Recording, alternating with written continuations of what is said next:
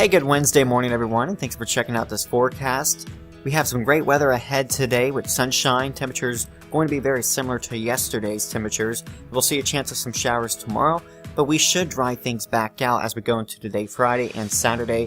And we're also going to see very warm temperatures this weekend, and really throughout this forecast, temperatures are going to run well above average here. Again, temperatures this morning starting off into the 30s, low 40s, clear skies in place.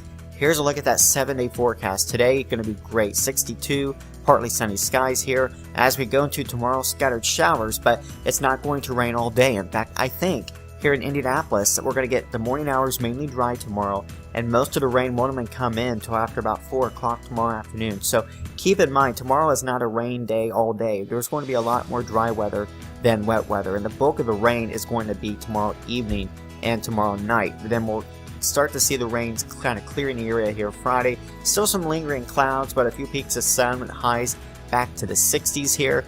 As we go into Saturday, temperature should warm close to 70 degrees. We should keep Saturday dry.